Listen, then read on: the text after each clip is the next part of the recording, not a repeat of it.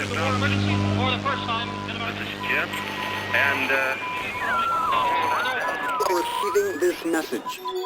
We are Ken Jennings and John Roderick. We speak to you from our present, which we can only assume is your distant past, the turbulent time that was the early 21st century.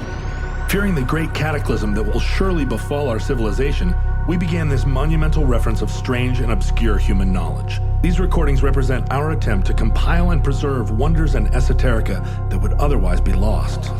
So whether you're listening from an advanced civilization or have just reinvented the technology to decrypt our transmissions, this is our legacy to you. This is our time capsule. This is the Omnibus.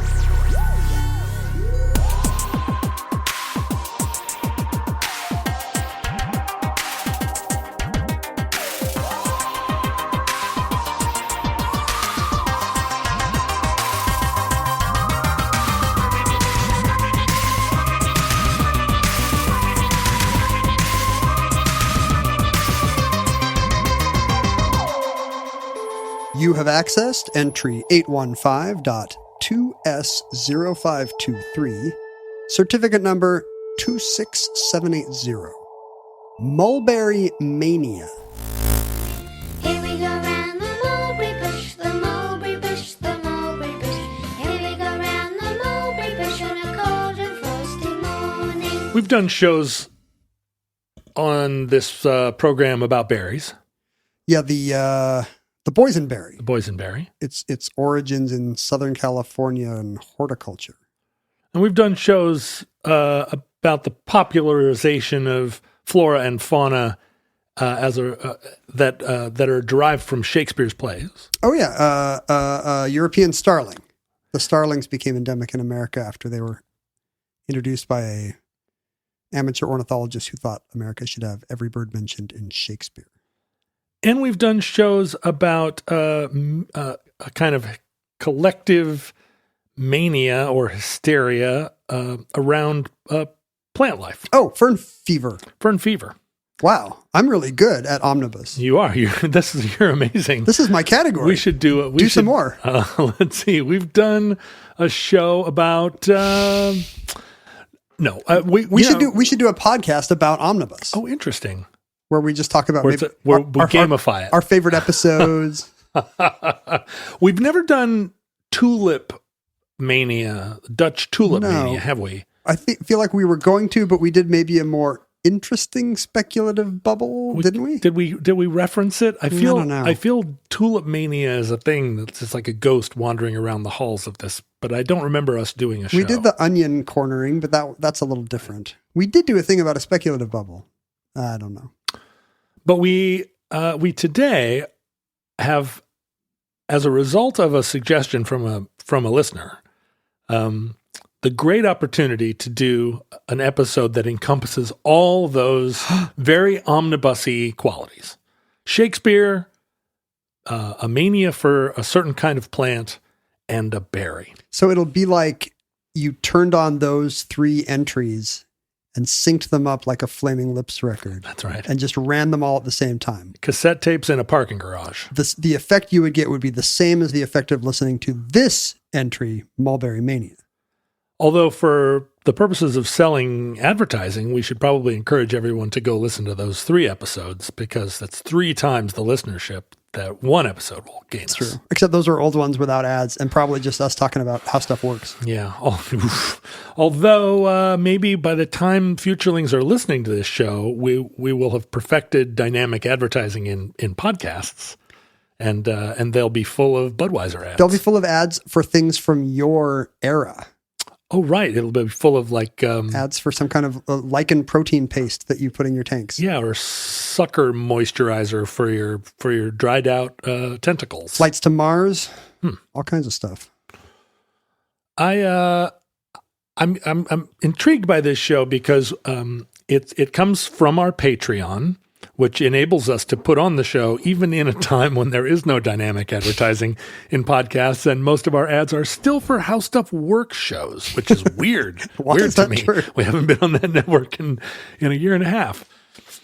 But our Patreon has in its many tiers a level of donation which entitles you to suggest the topic of a show. And And if you're at the, what is it, the sentient quaking aspen level yeah, the sentient aspen, or something like that? you can suggest a show, and we've done several shows. We have quite a few supporters at the Quaking Aspen level, and they've suggested many shows. And I think over time, at first, among the Futureling community, there was some resistance or suspicion that Futurelings suggesting shows were going to somehow pollute the natural. You don't want to let them drive the bus. Yeah, right. You and I have Oh, it's washing bears, by the way, not the washing trees. we have so much, so many wonderful ideas ourselves. Why would we ever need to go do the basically targeted advertising of somebody saying, why don't you do Flamin' Cheetos or whatever? But that hasn't been the case, right? I think Futurelings know what kind of show would be a good omnibus episode. And then they always give us a list of suggestions, and we pick the one that feels the most akin to our natures.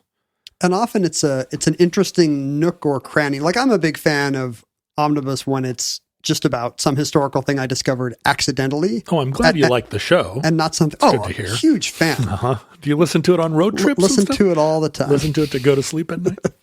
But there's a kind of historical podcast which is kind of about the same things that there's been Discovery Channel specials about and show up in mental floss listicles.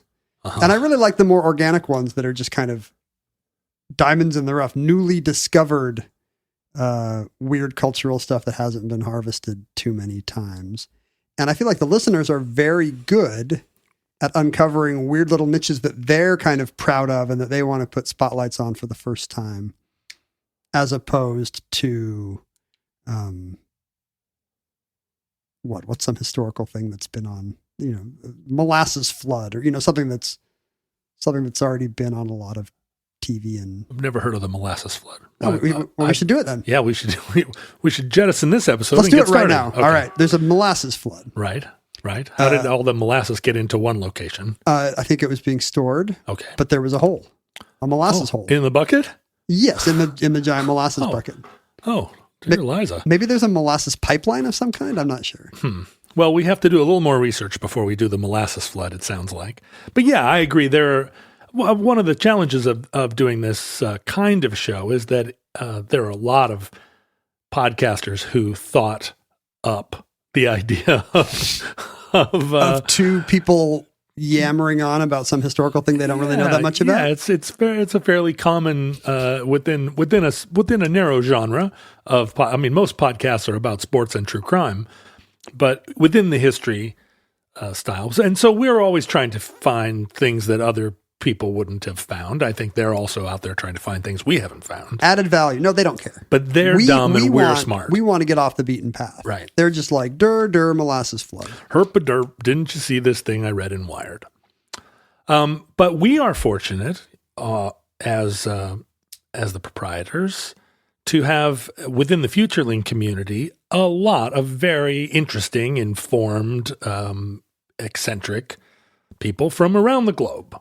We get letters from them all the time, some of them very hard to read because they're written in Latin or in Aspenian. Cuneiform.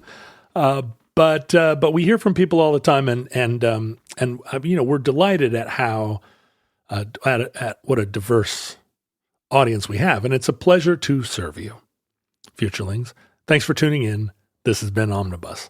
And that concludes Mulberry Mania. I thought it'd be more about mulberries. Oh, well, actually, here's the addenda. Here, during the outro, I'll do the episode. Okay.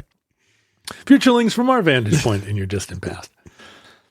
But today, we're doing a show that was pitched to us by an Omnibus listener who goes by the handle Robert K.S. Now, Ken, you have some experience, or you have some history with Robert K.S. Yeah, I'm pretty sure I've even met Robert. He's big in the online Jeopardy community. He's a fan, former contestant on the show, but more to the point, I think he's one of the founders and leading lights of the J Archive, which is an unofficial online archive of hundreds of thousands of Jeopardy clues, something that fans of the show, and especially people training to be contestants on the show, have always wanted access to and did not exist when I was first on the show in 2004. But I think Robert is one of the pioneering workers in this genre of archiving old Jeopardy boards. Now let me just ask, does this mean that someone has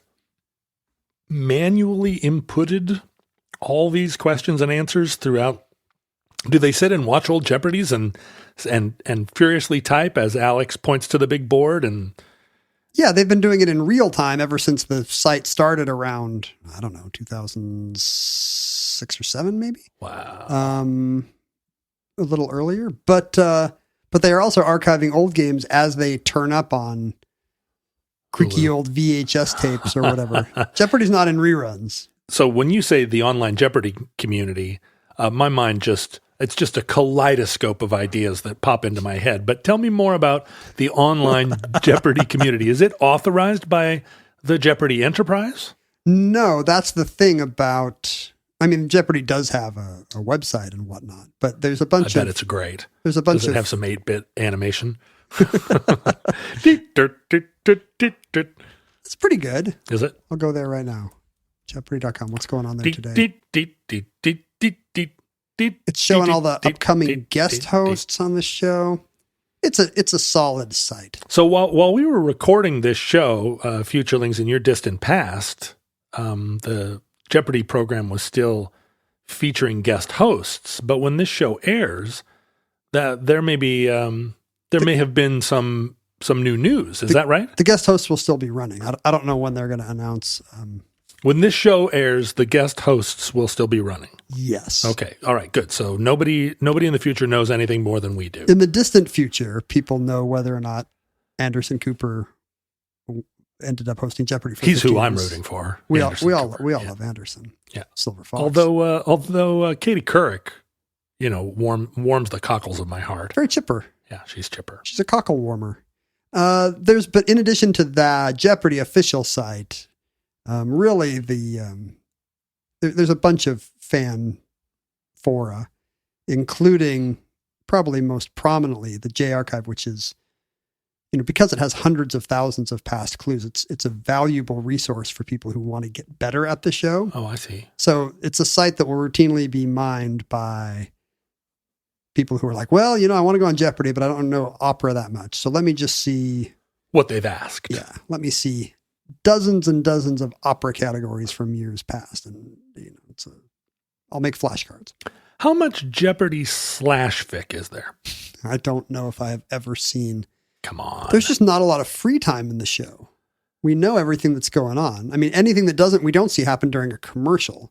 But it's all in the back. It's all in the dressing rooms, right? Oh, I think you mean before and after the game. Yeah, right. Like after the game, it's like good job. It's a real swinging party back there. Somebody grabs somebody else, and there's lots of kissing. I used to make that joke about the college tournament, that it would be like, they're always talking about how horny the Olympic Village is. Yeah, like the Olympic Village is just nonstop sexcapades for the whole. You think the Olympics are, a high-minded path to world peace. Just like they were in ancient Greece. But really, it's just young, fit people hopping all over each other, just like they were in ancient Greece. Well, the thing about the Olympics is when you are done with it's all these big flashy moments. You go do your thing and then you're done. But the Olympics linger on.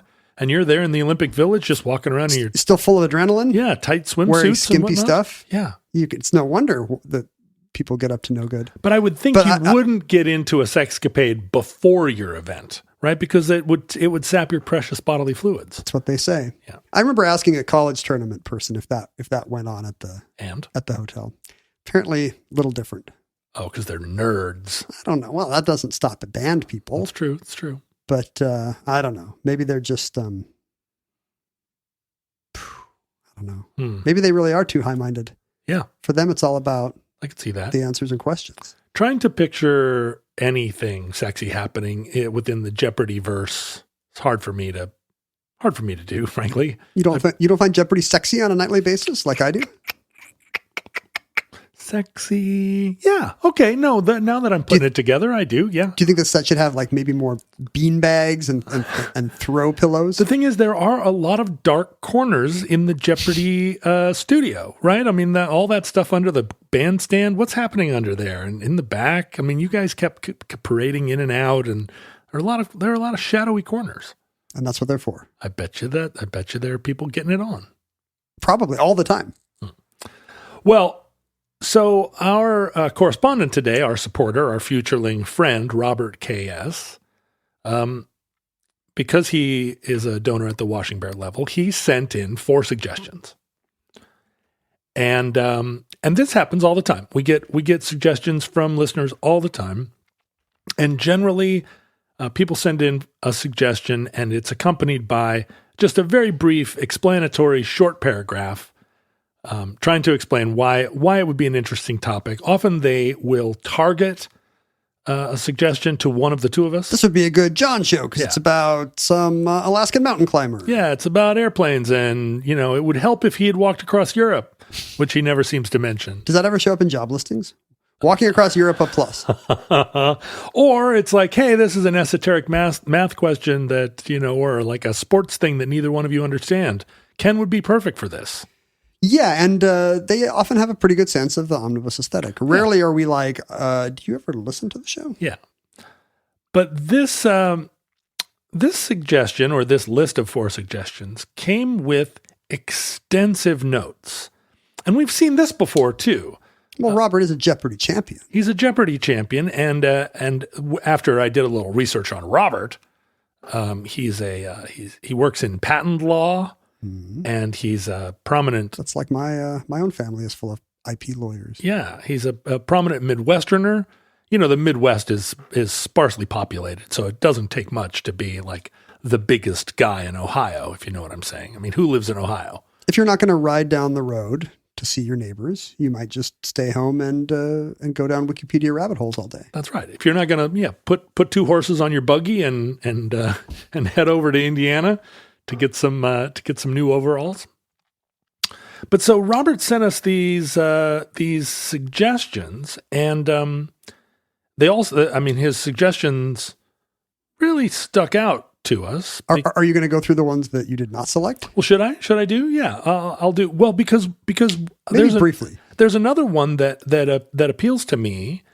My sister, I just picked my sister up at the airport last night, and she started talking about. She just made a trip to Florida, and she said, "Oh, there was a bull mastiff puppy where I was staying," and I said, hilariously, I was just reading about the Old English Mastiff as I was waiting in the parking lot to pick you up at the airport. And she said, "For what?" And I said, "Because it was suggested to me as an omnibus topic." And so I started, and she's a fan of dogs. I started regaling her with facts about the Old English Mastiff. And she was very excited and thought that for sure today that I would be doing our episode today on the Mastiff. She got a little personalized omnibus there in the car. She did. I gave her the full story of the Mastiff, and there's much to rejoice in about the breed of the Mastiff. It's not one of these breeds that's a result of like sort of orchid breeding dog people of the 19th century who took some poor 2 dogs and combined them in a freakish science experiment to make the toy Chihuahua or whatever it is. Teacup Schnauzer. Yeah, a lot of the dog breeds are fairly recent inventions, and the Mastiff turns out to be an ancient dog, older than humans. It used to have wings. It lived in the trees. It ate mastodon meat, and it always looked like a Mastiff except with wings until it evolved the wings away. It's older than ferns, the Mastiff. I wish we hadn't evolved the ferns away or the wings away. Well, I know. Well, except that the largest Mastiff weighed something like 350 pounds. So would you like a winged 350-pound Mastiff community? Swooping down on you? Yeah, if they just sort of lived around here and it was a risk every time you went out? You could put like a bell on them or something, the way they do for cats. Like a bell, like a Swedish cow? Like a Liberty Bell. Dong, dong. But so the four suggestions, and Robert very curiously suggested a topic and then with a slash added an adjacent kind of contextualizing topic to each of his topics. So, for instance, the book Symbolism in Greek Mythology by Paul Dial, Dial. Okay, some classic mythology text, I guess. A classic mythology text, but the real topic is the sort of autodidactic philosophy of Paul Dial, who, it was a contemporary of, or maybe a slightly later contemporary of Freud and Jung, and who developed kind of his own, and he has one of these wonderful life stories, developed sort of his own experiential psychology and ultimately became kind of a cult figure within French-German psychological communities. But he will not be appearing on today's Omnibus. Not except as this reference, no. Adios, Paul Dial. And Symbolism in Greek Mythology was his book where he kind of psychoanalyzed Greek gods. And I happen to be right now reading Metamorphoses by Ovid as part of my book club. And so I was very curious about his writings, but I felt like I couldn't do the episode justice until I had either read his text or finished Ovid. It seems like Ovid, like Robert is really maybe he's spying on you. Like he knows what you and your sister wants to talk about at the airport. He knows what your book club is reading. Yep. It's curious because in his proposals here, he did not specify who he intended these topics to, who he intended them for. But within his text, he does seem several times to be talking to me. And as a Jeopardy fan person, I would assume he would not care about me at all and want to talk to you and have you do you reinforce his Maybe he's self-image. bored of Jeopardy people. Maybe he hangs out with Jeopardy people all the time. I certainly do. Certainly am. You're like the antidote to that. The antidote! John, the antidote, Roderick. So the Old English Mastiff was another of his suggestions. And then this one does seem more like a Ken episode. The Honeywell versus Sperry, Honeywell versus Sperry Rand, which was a lawsuit about the ENIAC computer and how it, and the copyrights. Caught me in the middle of doing the hokey pokey, so I'm all turned around. Hope you're enjoying your day too. You used the C word. I hope that our listeners were able to hear that. Why is she doing the hokey pokey? I don't know. Mark Miles, if you can amplify Alexa for that little burst, it'd be curious. I'd be curious to hear any futurelings that know what the hell she's talking about. Does it humanize Alexa to you that she talks about different children's dances she's doing? No. It doesn't help me. No, that doesn't make her seem more reliable to me. It enrages me just as much as when ATMs try and talk to me like, "Hi, friend, how are you today? What can I like to do you for?" But Honeywell versus Sperry Rand and the Brainiac culture, I guess that was it remains in dispute, the results of this lawsuit, because what the lawsuit concluded was that the copyrights on ENIAC technology, maybe patents, probably, or patents, right? The patents of, and I guess it's ENIAC, not ENIAC. Although I don't know how to say it. Yeah, the patents on ENIAC were basically invalidated, and a lot of the computer science became sort of public domain. You got away with one. I did. She made a little peep when you said the C word, but public domain well before when those patents would have expired. So the patents would have extended into the early 80s, but because they were invalidated in this court opinion in the 60s, it sort of opened the floodgates to the personal computer revolution. And again, this is a legal battle that will not be appearing in this entry. This is not an entry about that. No. The first suggestion, Robert's first suggestion, was the Multicallus Mania / Shakespeare's Mulberry. Shakespeare's Mulberry. And Shakespeare's Mulberry is, as you'll see in the episode, this is where Robert has perhaps / added a whole separate topic, because Mulberry Mania is an omnibus episode on its own. But he also thinks we need to get into what? Shakespeare? Well, because Mulberry's, there is a Shakespearean connection. Mulberries appear in Shakespeare, and then Mulberries became part of the Shakespeare story in life. So Robert has a beautiful and active mind, and he sees connections spiraling outward. That's right.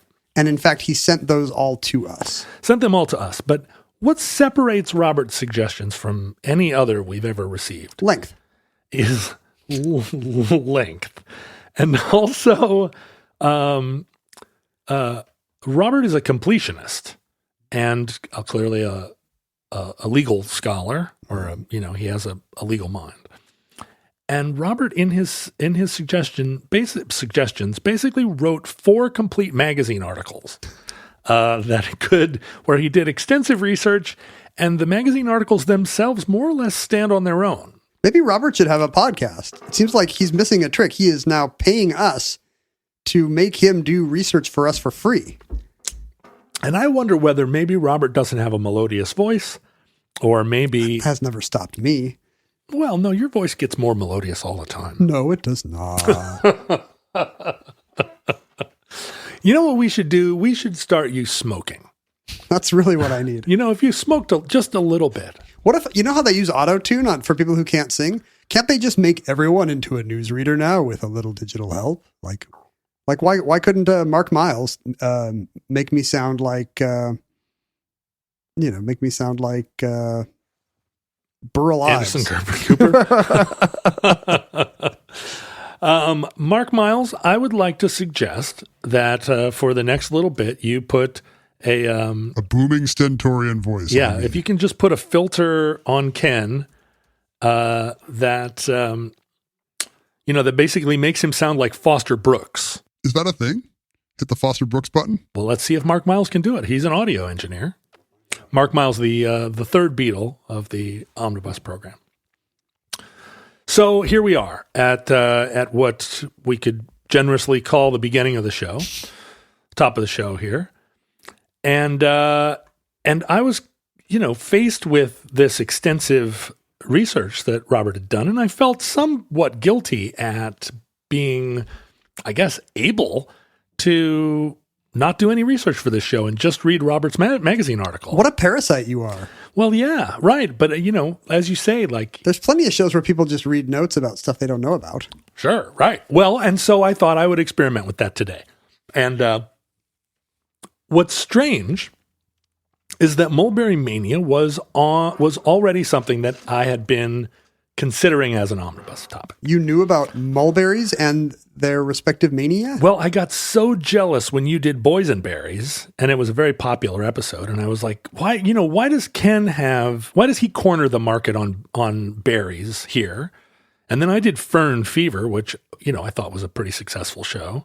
Love Fern Fever. But there was Fern Fever when it came out. Do you remember? Yeah, Fern Fever. Fern Fever swept the country.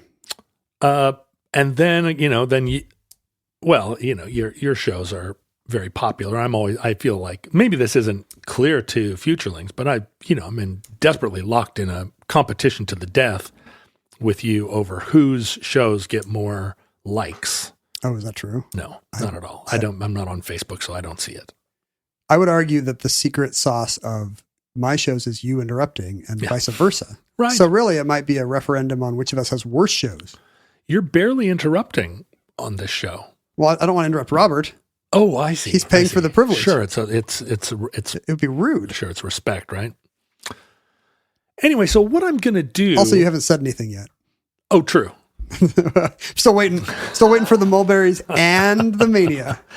What I'm going to do today, it's a different kind of show. I'm just going to read Robert's email And then Ken, as we go down, if you have any questions, you can ask, and then I'll turn to my own research that I'd already done about mulberries. Okay. So you're a mulberry expert at this point. Well, you're just using Robert's notes for structure. Perhaps not an expert, but Robert's notes are going to, I'm going to fill in if there are, and honestly, he really did quite a bit of work here. So it's going to be interesting to see if you even can formulate a question that Robert hasn't covered. What if we call them Robert's Rules of Order?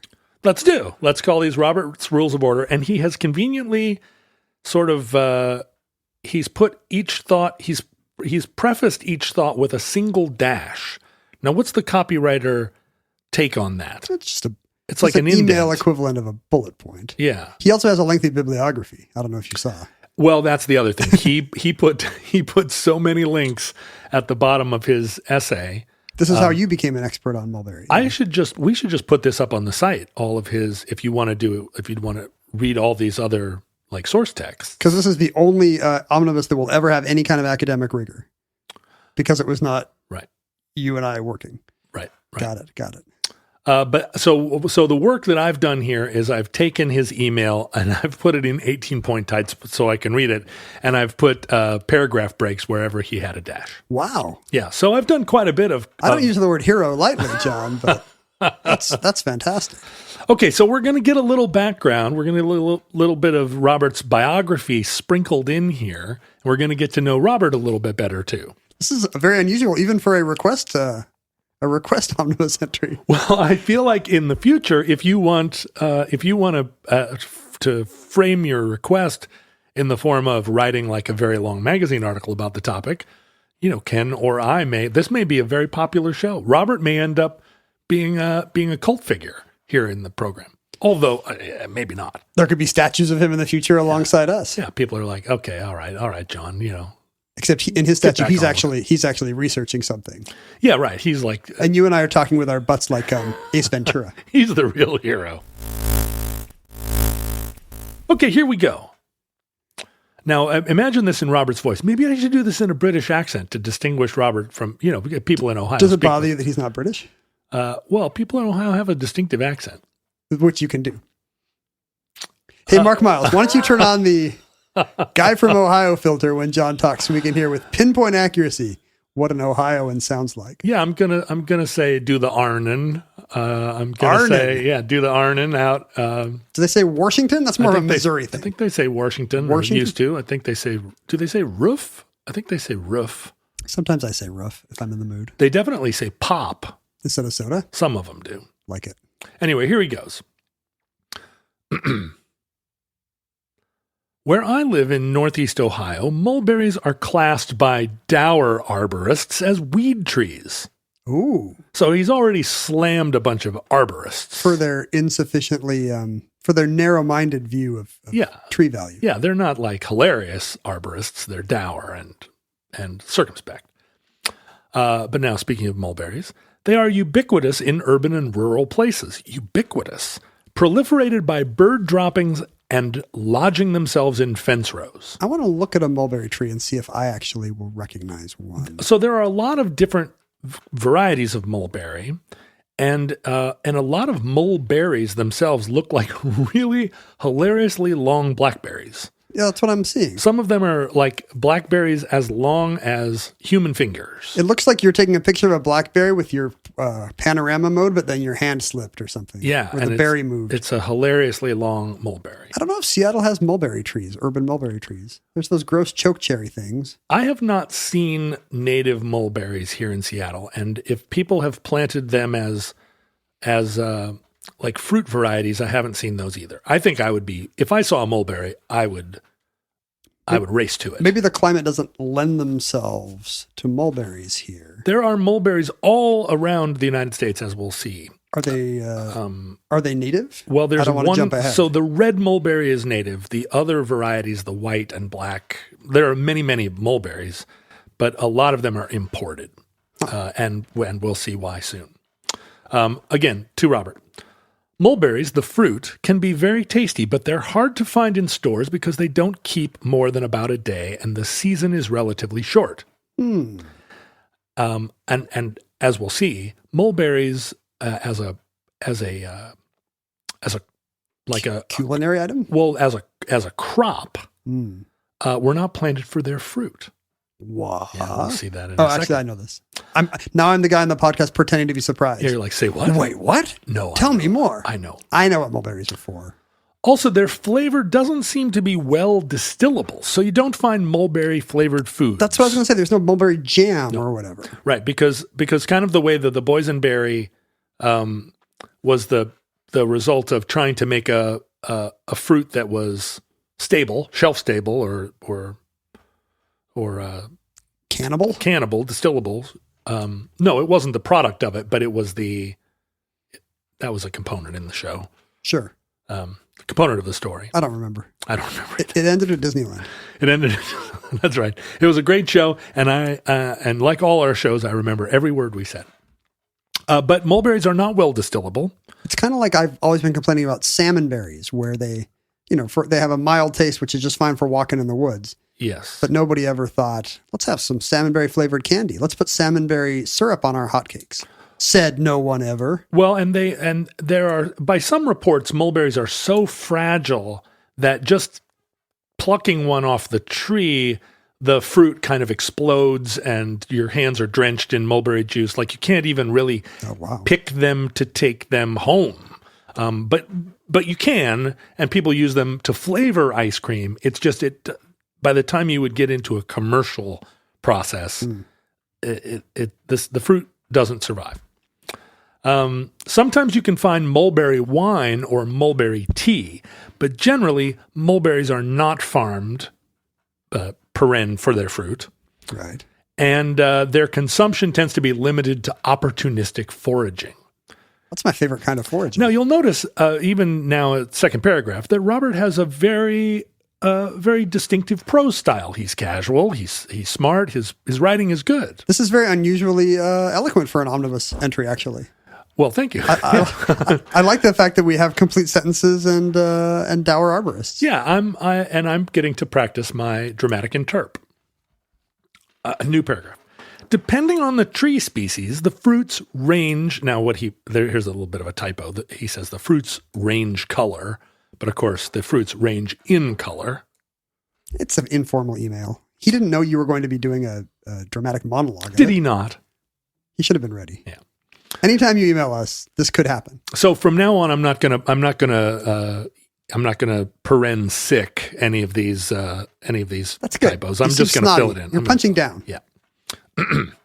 Depending on the tree species, the fruits range in color, size, and flesh density, which I like to think I have flesh density. I feel like you could measure my flesh density. I have ranged in flesh density over the course of my life. Some mulberries are a deep, dark purple. Others are pink. I'm picturing purple for sure. Others, wait for it, are bright white. Wait, really? Yeah. Fruit color cannot be. Now, fruit color.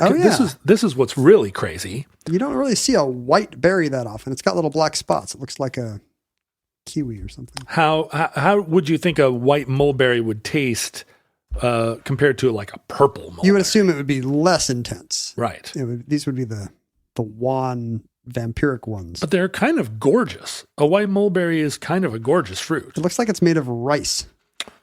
And can you imagine like sitting down to a royal feast and a big platter of white mulberries came out? Very fancy. Oh, that would be so fancy. This is what's very interesting. Fruit color cannot be used, however, to reliably identify tree species because the Asian native Morus alba, or white mulberry, can produce purple fruit. Wait, what? And the fruit of the North American native Morus rubra, or red mulberry, starts out as white. So it might be different. It's at different times in its life cycle, or maybe it's soil conditions like the hydrangea can affect the fruit. Or if, like the way that you're famous for insulting snakes, if you're out insulting mulberry trees, maybe their peak makes them redden in color in rage. And if you neglect them, maybe if you turn a cold shoulder to them, they turn white. I hope they curse you. With embarrassment. I hope they curse you back. They are very tall. They really are. They are the tallest fruit. Well, yeah. And the bushes get very tall when they mature. So, Robert, again, I'm now pretty sure, based on descriptions available online, that the single tree I'm most fond of, and which produces deep purple fruit, is not a native red mulberry, as I had first assumed from the fruit color, but a white mulberry, or maybe a red-white hybrid. And the trees do hybridize, and in some, and this is now, I'm speaking now, not Robert. I could tell.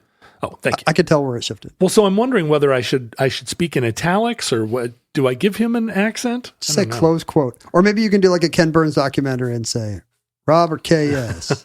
How did white mulberries, I may do that. Mulberries, the Native American red mulberry bush is now sort of endangered, and in fact regarded as endangered in many places because of the new arrivals. Because the new arrivals have cross-pollinated with them, and the pure red mulberry strain is now hard to find. We've also done a show about endangered northeastern trees. We have. Was it Dutch elm disease or chestnuts or something? Dutch elm disease. And also, didn't we do something about how there's no more corn and no more apples? Or did we just talk about that in our private lives? All the apples are, do you think the show was called There's No More Corn and No More Apples? There's no more corn and no more apples. Johnny Appleseed, we were talking about. That's true. There are some of those cultivars just don't exist anymore. Yeah. How did the white mulberries, the Chinese plants whose leaves are the preferred diet of silkworms, get to Northeast Ohio? That's not how Robert actually talks. He's Shelby Foote.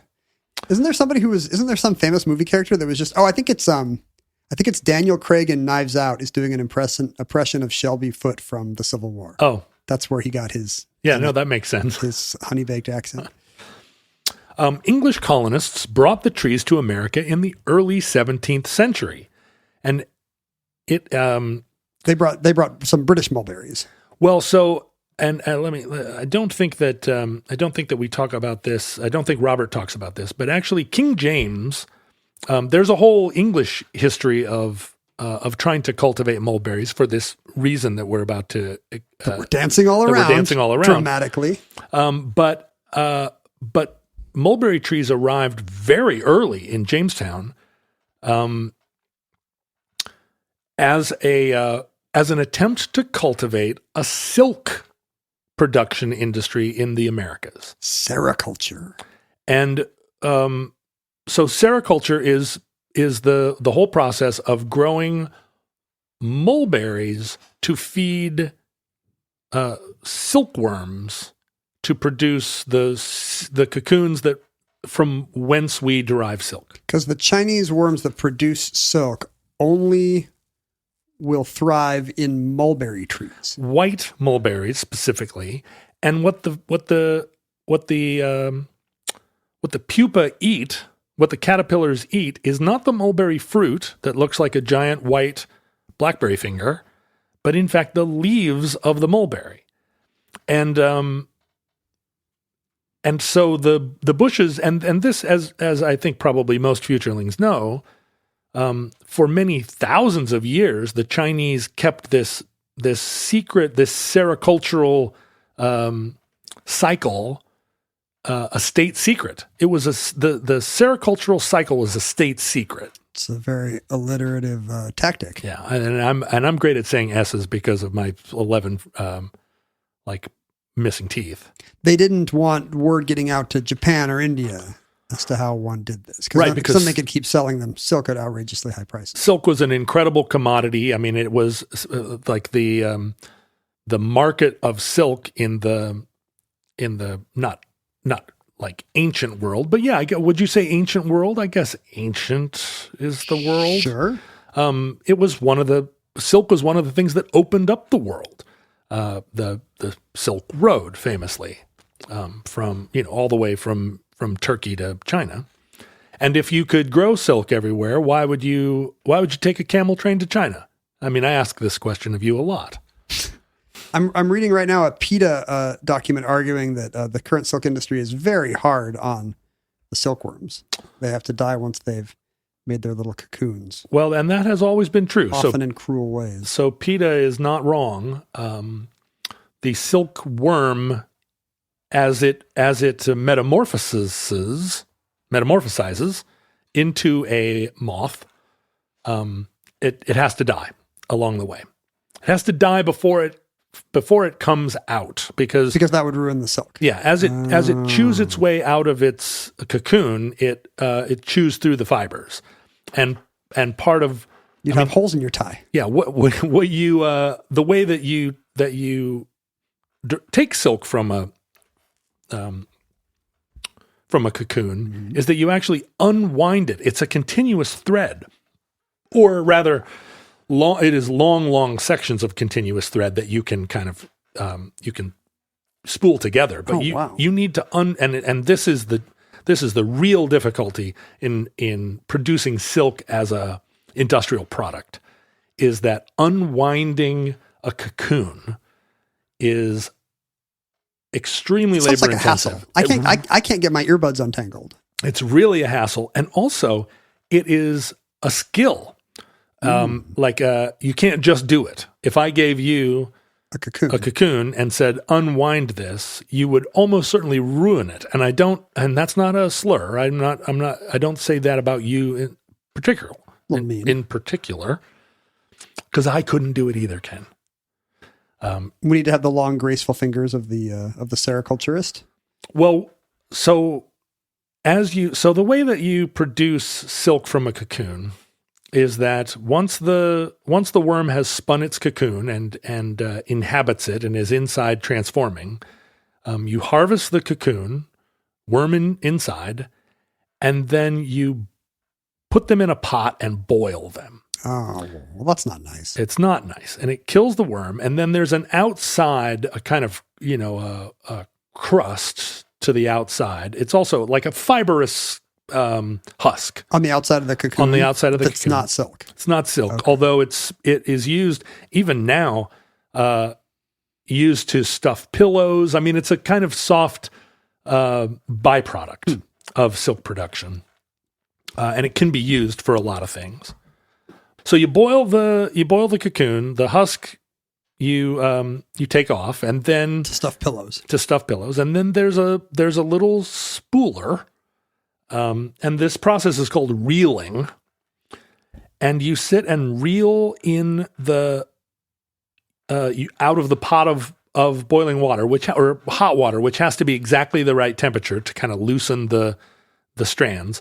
You reel in the silk, but to do it properly, the silk cannot, the thread of silk cannot line up parallel to itself as you reel it on.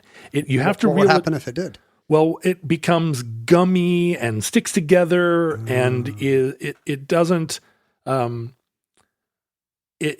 dry, maintaining its kind of super fine, clean nature. And so the proper way to do it as you reel it is to reel it onto the spool at an angle, and then on the way back cross angle, right? So that every spool of silk, and I think if you've ever seen a spool of silk, it is reeled on this way. It's a crosshatch, back and forth, right? Back and forth. So that every time the strand goes over itself, it's at an angle. Got it. And it doesn't allow it to kind of gum up. And you said I couldn't do it, but I think now you've walked me through it, and I bet I'd be pretty good. Well, I think you and I would be better knowing that than if we had just sort of started spooling it around our thumb. But it's an incredibly strong fiber, but also incredibly, it came out of a worm's butt. It's not. So what does that mean? It's stinky? No, but it's a thing that, I think there are 500 ways to mess it up and only one way to do it right. And this will play out in our story. Here we go. How did white mulberries, the Chinese plant whose leaves are the preferred diet of silkworms, get to Northeast Ohio? Yeah, I've often wondered. English colonists brought the trees to America in the early 17th century. In 1624, the legislature of Virginia required every male resident to plant at least 4 white mulberry trees That's very early. to promote a North American silk industry. Now, this is before before there's a mass tobacco industry, before there's a cotton industry of any kind. One of the very first, and it's part of the mandate of Virginia. I wondered if they thought it was favorable to silk conditions in a way that Europe was not. Because I don't know any stories of European powers mandating mulberry planting back home, or did they do that too? So this was part of like silk was one of the fine goods, one of the finest goods, along with frankincense and myrrh and gold and now Nutella. And it will be tobacco, Yeah. and then later cotton.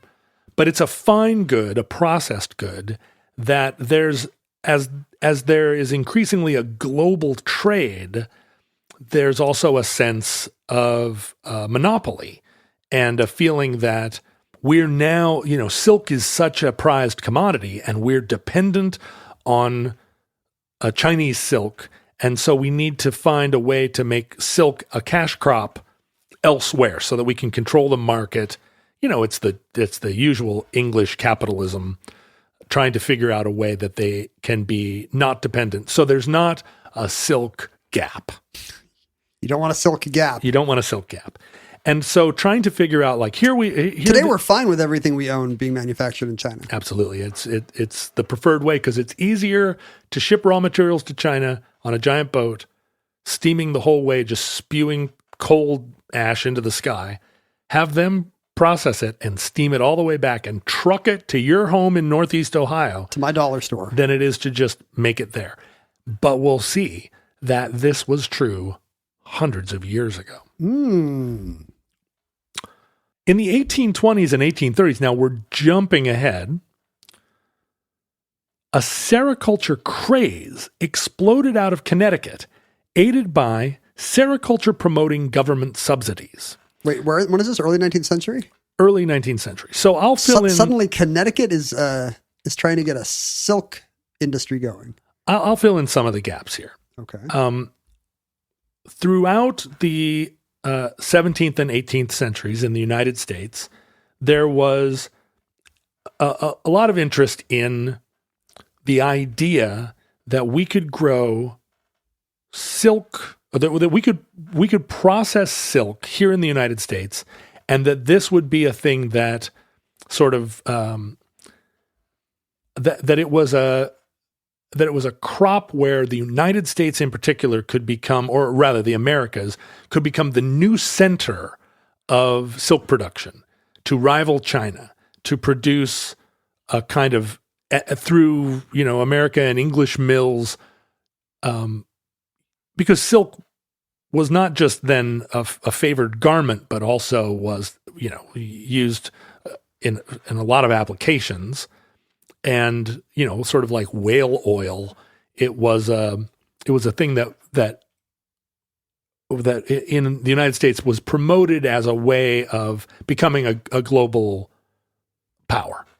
Do you think some of this is just cultural after effect of, the first people who came to these shores accidentally thinking they were in China or India or whatever? Like this is the place we used to think is China, and then it turned out it wasn't. But they could still grow a silk. We could still grow silk if they wanted. If you think about this period, right, where, European, this is a big part of the motivation of colonizing. The, taking sugar and making a plantation, moving potato production and tobacco production and pineapples and. In the case of sugar and coffee and pineapple, that's because your native country doesn't have the weather for it. Right. Would that be true of mulberries too? Well, mulberries grow in Southern Europe, and they were being cultivated in Southern Europe, and Turkey and so forth. But that's also like an area that the UK didn't have complete control over, and they're trying this out I'm sure in colonial territories all across the world. But what was interesting about it was that it could be a sort of family farm enterprise. You didn't need to industrialize this across, you didn't need a 10,000 acre farm to do it. You could grow 50 mulberry trees or bushes on your, on part of your farm. And it was promoted as a family enterprise that the farmer could grow the bushes, and then the women could cultivate the moths and propagate them, and then harvest the cocoon. thread, yeah. And then this would be an activity that the women and children, with their tiny little hands, and in much of the literature around this, invalid people, your old aunt, someone that couldn't work on the farm, someone in your family, you could put them to work sitting and doing this meticulous work of unspooling and reeling the silk. They'd be twiddling with some kind of thread anyway. And they'd be doing needlepoint anyway. Why not put them to work? So it wasn't like sugar or coffee where you had to go in and big labor force, and slam a bunch of this stuff into the jungle. Right. This was, and it had a very like Puritan and kind of Christian association, because this could be a noble seeming, it wasn't, silk production wasn't like coffee or sugar. It's not a commodity that brings ruin, right? There's no, coffee. This is early sustainability. Yeah. Coffee tends to make you sit around in a coffee shop and discuss, socialism. I want free range, single source silk. This is just, all this produces is this beautiful and valuable silk thread. And so throughout the colonial period, there were multiple attempts to establish a silk production industry in the United States. In 1734, the Colonial Assembly in Connecticut passed a whole raft of incentives to encourage farmers to grow mulberries to propagate silk. And unfortunately, silkworms do not prefer the leaf of the red mulberry. And so... Did we know this then? Did Connecticut know this? Connecticut didn't really know it. And it took a while of experimenting with, bringing silkworms in to realize that silkworms really prefer the soft, delicate leaf of the white mulberry, the Asian mulberry. I have kids like that too. They should eat what they're given. Here's what's for dinner. Red mulberry. Sorry. Eat up. Crunch, crunch, crunch, crunch. I guess you just get worse cocoons. In the 1750s, there was an American horticulturist. Now, this is me. I'm just filling in here. An American horticulturist by the name of Nathaniel Aspinwall, who had a mulberry nursery on Long Island, and he started distributing mulberry bushes as a component of this sort of industry, this attempt to establish an American industry that was virtuous and was a kind of bedroom, like family business. But the real instigator was Ezra Stiles, the president of Yale University. Okay. Who stay in your lane, Ezra Stiles. Who in the 1760s decided that American silk and mulberry cultivation was his this was his crusade.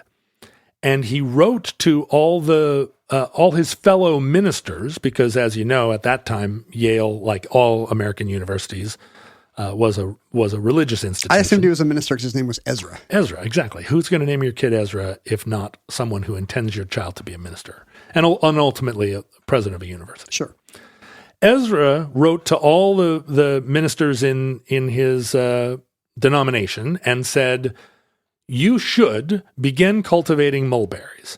And having, after 3 years of growing mulberry bushes, you should give 1/4 of your mulberries to your parishioners free of charge to lift up the race, what a gift to your town. Yeah, go forth and prosper. And then you continue to cultivate the other 3/4. It's like Amway. It's like Amway, except mulberry bushes. And Stiles was just a fanatic about them and about, promoting them as a new American industry. He kept a journal, a kind of now renowned journal of mulberry cultivation from the 1760s all the way to the 1790s. And mulberries, George Washington grew mulberries. Mulberries lined the lane at Monticello. And by 1825, mulberries were a major crop in the state of Connecticut. They were throughout the Americas, or through the United States, or the nascent United States, and then the United States. Was it working? Were they getting silk out of it, or were the trees just propagating without much economic success? Well, they were getting silk, but the problem was that they, and by they I mean we Americans, did not. Thank you for taking responsibility. Did not successfully perfect the reeling. And what we found was the small hands of the children just having small hands did not make it. Our children are small, but they're dumb. That's still the Connecticut state motto to this day. That's right. Our children are small but dumb. And I think what was discovered was that farm wives had a lot of other work to do and didn't have all day to sit patiently reeling silk threads out of a pot of hot water. And however large our population of disabled people was at the time, the number of people whose disabilities allowed them still to sit all day in front of a pot of hot water reeling silk, it was not sufficient to drive an entire industry. So it does not work as a cottage industry. So what happened was we were reeling a lot of low quality silk. Just like American cheese is not as good as cheese, American silk is not as good as silk. So the first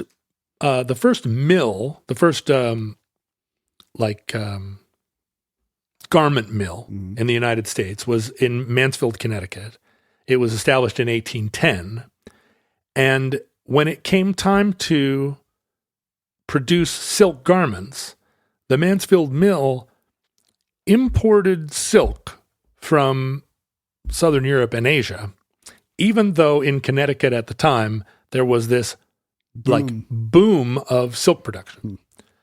And we were producing silk. It was low quality. So now we'll go back to Robert. In the 1820s and 1830s, a sericulture craze exploded out of Connecticut, aided by sericulture promoting government subsidies. Promise of instant riches spread across the eastern states, then west to Ohio, Indiana, Michigan, and Illinois. So it's like a get-rich-quick thing. It's a get-rich-quick scheme. The promise of the frontier.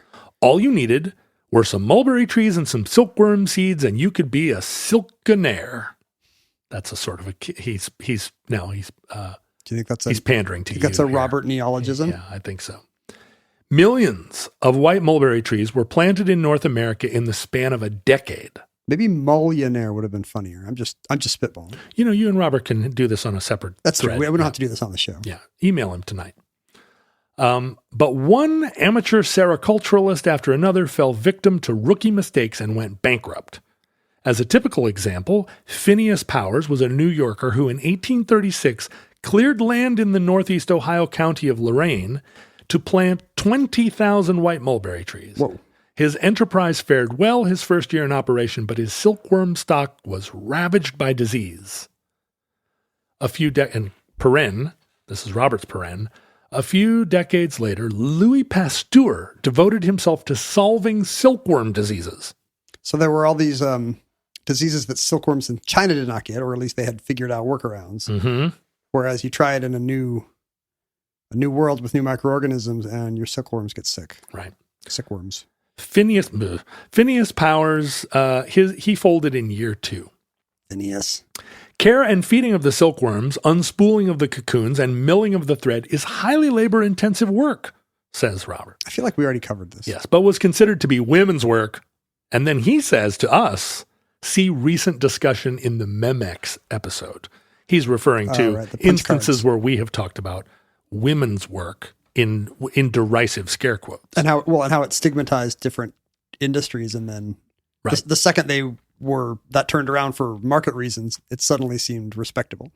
And if you think about the silk industry in China dating back thousands of years, however it is that the people of China are, whatever the labor division is in unspooling cocoons, they worked that out culturally many, many years before. I've been to a silk farm in Beijing, which seemed to be, I think it was like an indoor kind of underground operation. I don't know. Oh, yeah, that doesn't seem like it's good for the mulberries. Yeah, the dark mulberries. You got to have grow lights or something.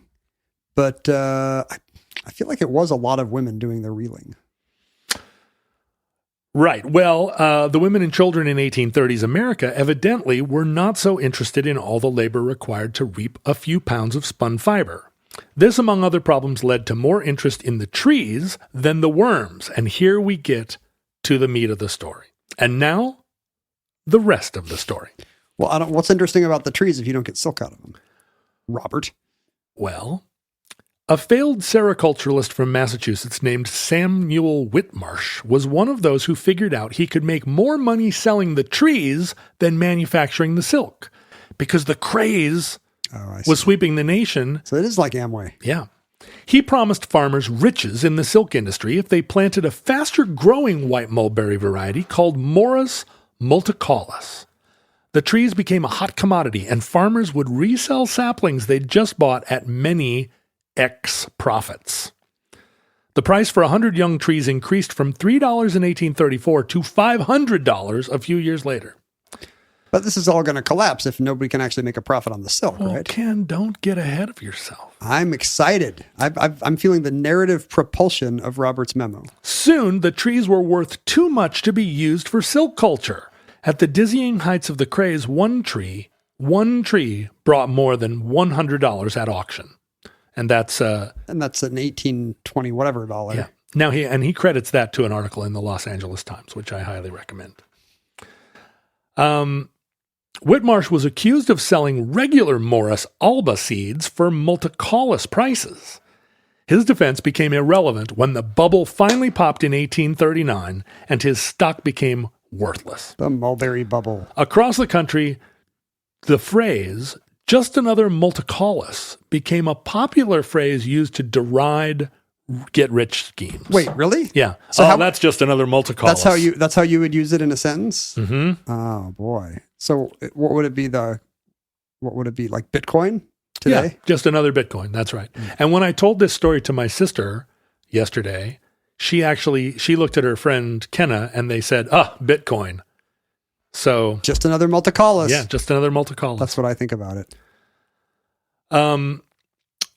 Many mulberry trees died in the harsh winters or blights of the late 1830s and early 1840s, and the less hardy multicaulis variety went extinct in short order.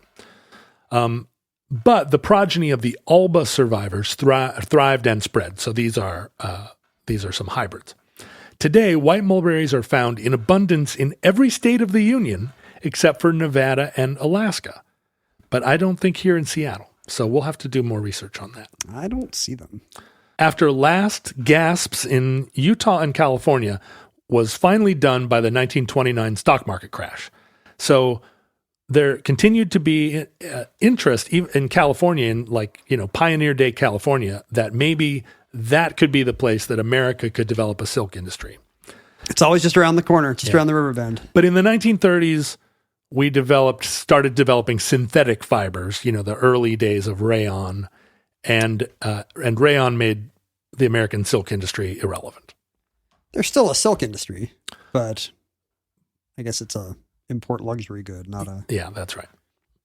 The North American red mulberry is also not as hardy. The proliferation of the Asian white mulberry and its tendency to hybridize, combined with general deforestation, are making pure red mulberries rare.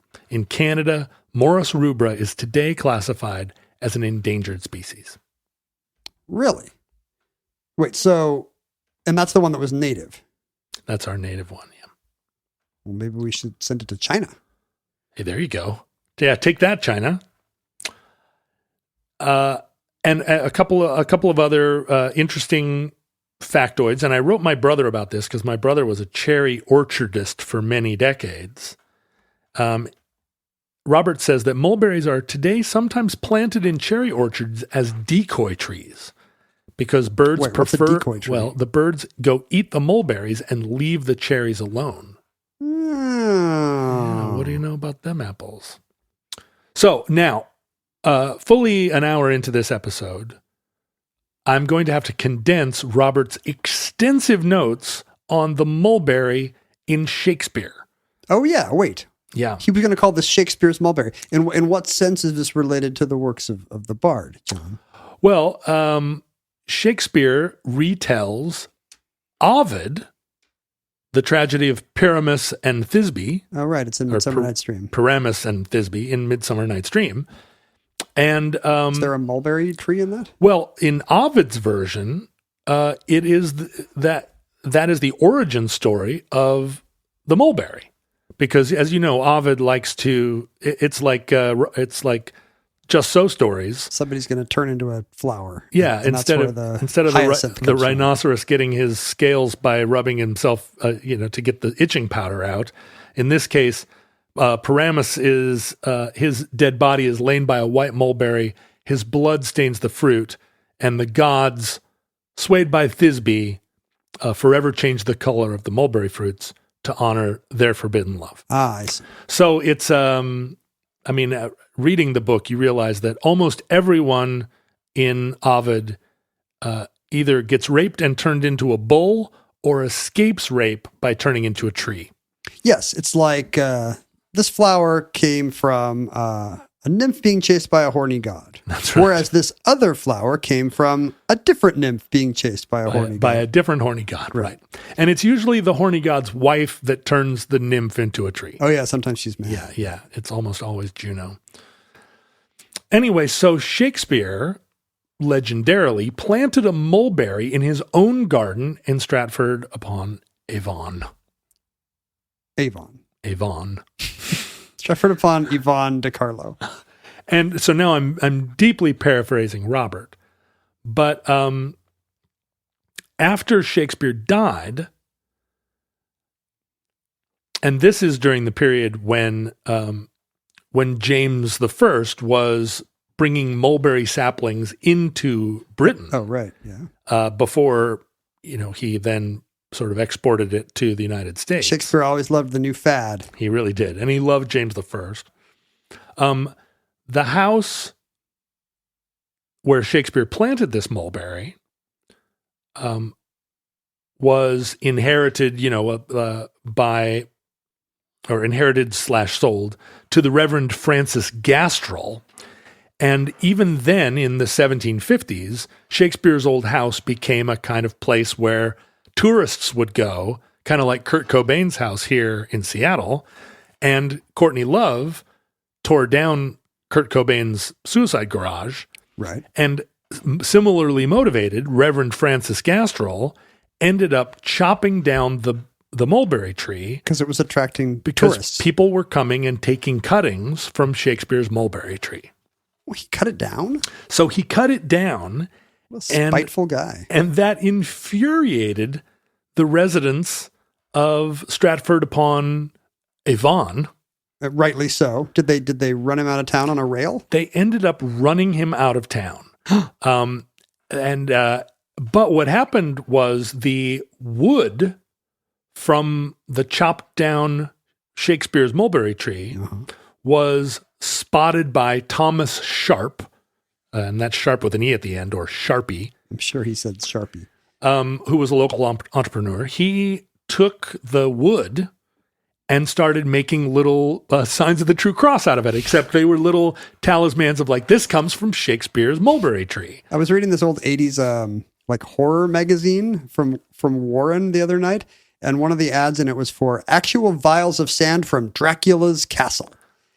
For $17 in 1980, you could get a vial of sand that they claimed came from the exact Romanian castle where Count Bram Stoker's Dracula lived somehow. And I really wonder. Famously sandy. Yeah, I don't know. I kind of wonder. And the idea is, that this is the same kind of Transylvanian dirt that he would have had in his own casket. But I don't know. The historical provenance seemed a little dicey.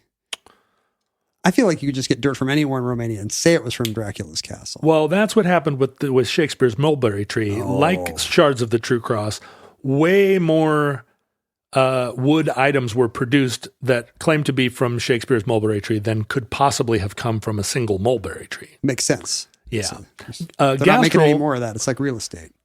Gastrel or Gastrell Avon was super frustrated and mad at the residents of Stratford upon Avon and retaliated by tearing down Shakespeare's house. Whoa.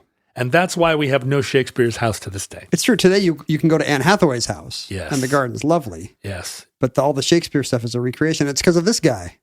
You can even sit on the bench outside of Kurt Cobain's old house, which is now, I think, just owned by some Amazon millionaire. Well, it's a park next door. He can't keep people out of a park. He could try. To this day, there are many, many trees which are thought to be, or which claim to be, scions of Shakespeare's original Mulberry. Because of all the cuttings people were taking. Taken from the cuttings and propagated, including one such tree in Central Park. But in 2006, it was determined that tree was only 80 years old. So it cannot be one of Shakespeare's mulberries. And I have some doubts about. I feel like that if it really, that tree is from the 1920s, then that must have been a story of recent vintage. That this is probably one of Shakespeare's trees. I mean, that's a 1950s story. Oh, 1950s story, right.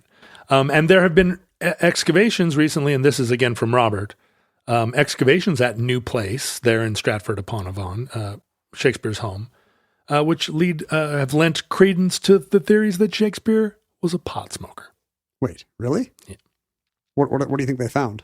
Like glassware? Yeah, they found a broken graphics bong and a prototype and like 7 little baggies. That's crazy. Full of some really purple buds. I knew it. Hairy purple buds. I knew it. Because sometimes I read some of those sonnets and I'm like, dude, this guy's tripping. Dude, this guy's so I want to smoke what this guy's smoking. Right on, bro. Rough winds do shake the darling buds of May.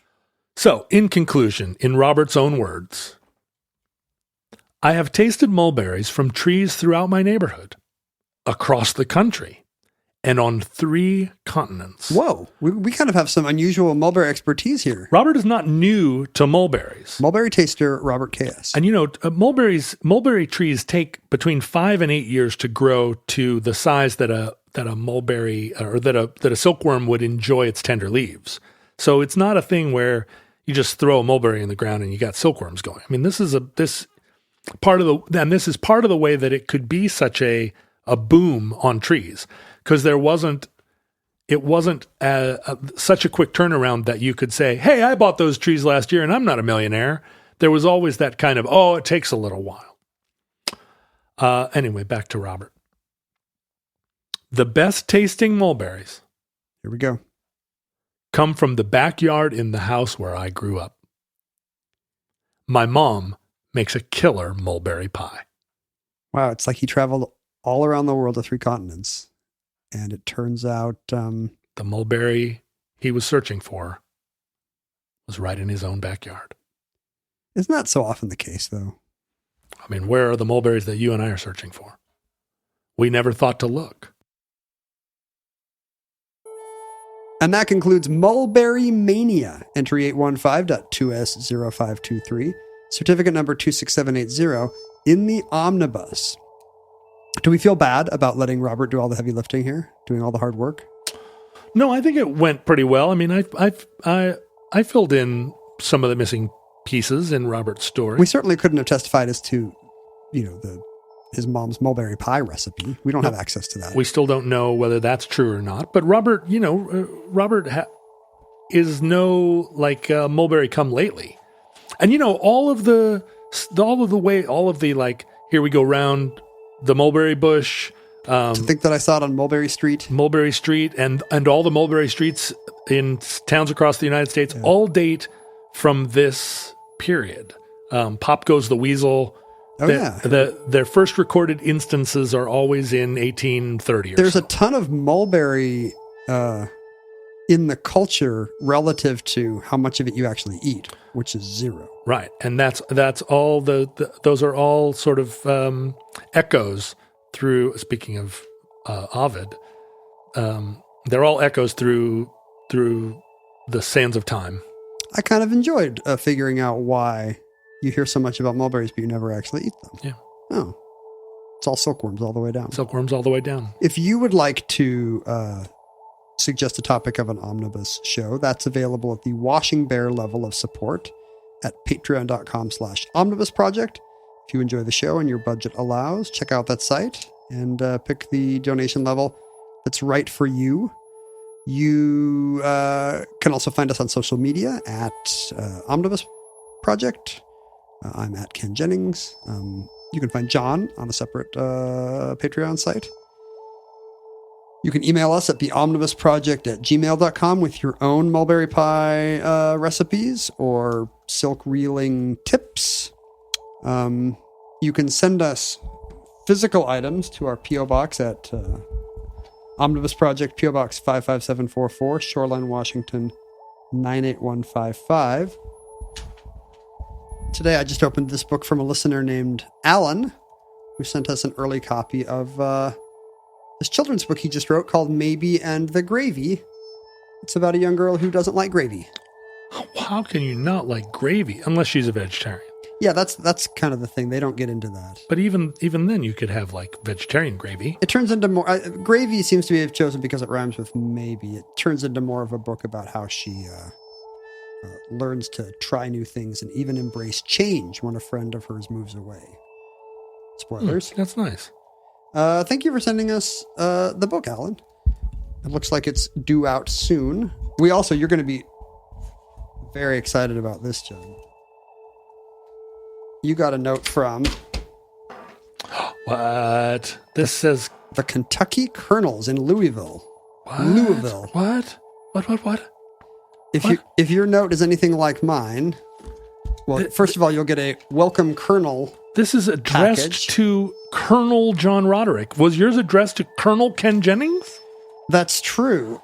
It comes with this little certificate with a gold stamp telling me that I now hold the highest civilian honor the governor of the Commonwealth of Kentucky can bestow, the title of Kentucky Colonel. No, really? And there's a membership card. What? Oh no, are you kidding me? Wow. Oh, I'm so excited. It appears to be a non-profit. The executive director, Colonel Sherry Croce, notes that they do good work supporting worthy Kentucky organizations. This paper bond has these little like rivets on the edges. Oh, you're right. It's so fantastic. Well, they didn't spare any expense. And it's got a membership card. But it looks like the idea is that you choose at which level you would like to support. Be a Kentucky Colonel. We've been Patreoned by the state of Kentucky. Wow. You know, I've been seeking out being a Kentucky Colonel for many, many years. And it turns out all you had to do was write a check. Well, we didn't write a check. Well, we got signed up, but that's how they get you, I think. Oh, I see. And if you give more than $100 this year to the Kentucky Colonels Good Works Program, your name will feature in the annual Colonels of Distinction Contributors Report. Now, I don't know if you're going to do this, but I definitely am. We love the CODCR, don't we, folks? Yes, we do. I feel like I'm going to donate because they sent me all this stuff. Are you going to buy merch? There's a Kentucky Colonels Nike hat. No kidding. There's a Kentucky Colonels Campfire coffee mug. I mean, I'm not even embarrassed how much this kind of thing just delights me to no end. And maybe I should be embarrassed. Maybe I should be one of those people that doesn't care about things in the material world and just sits on a toadstool and enjoys the smell of the fresh pines. It's not clear whether somebody signed us up or if the organization itself somehow became aware of your love for the Kentucky Colonels. Became sentient itself. Do I want? I mean, what you get here? You can get a license plate for your front front license plate that says Honorable Order of the Kentucky Colonels, I think that might be misunderstood out here. You know what I mean? It could be confusing. Yeah, Kentucky has had many colonels in the United States Army. Yes. But it yes. probably had some colonels in some other armies over the years. I believe so. You can get a challenge coin. You can get a 10-karat gold ring only costs $1,250. So you'd have to really be into it there. Does it cheapen the honor for you at all now, knowing that really at any point you could have just got this catalog in the mail and it's not actually an elite group of anything? No, I don't believe that's true. I don't think you get this catalog. I think you have to probably you have to add your number, right? You've got your certificate number right here. I mean, what's? I don't want to tell people my number because they could go get Governor merch in my name. Governor Andy Beshear thanks us for stepping up to serve the Commonwealth once again. So there's a list of 2020 grantees, which we're not on, but I bet we're on the 2021 list. Well, if we make a list, if we make a donation, we will be. It's interesting that the governor of Beshear, through a bizarre series of political shenanigans, is currently a Democrat. So it's actually hip hip hooray! It's actually Governor Beshear welcoming us to the Kentucky Colonels. That's nice. Probably hasn't happened a lot in the last 50 years. I mean, that makes the honor feel more palatable. So you are right? going to get the license plates around. Well, there's a lapel pin which is very cool that I might put on my King Neptune outfit. So how do you feel about it? I mean, I'm thrilled. I'm still bewildered. I wish we had found out who in the state of Kentucky had decided to enroll us, so we could thank them and find out more about that process. I mean, the only thing that kind of diminishes this honor is that you received it too. But I suppose, I was thinking the same thing. Yeah, but in reverse. I think you probably have at least as much cause to be benighted a Kentucky colonel. Maybe not benighted. I've been to Kentucky. Right. I've been to Kentucky a couple times. But you've brought joy to the people of Kentucky. Almost certainly. Yeah. Perhaps also some heartbreak. We don't know.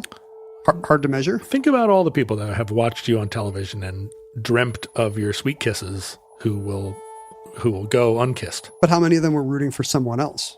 Maybe Kentucky is a hotbed of James Holzhauer fans. Maybe there's a little place called Holzhauer Holler where people hate me.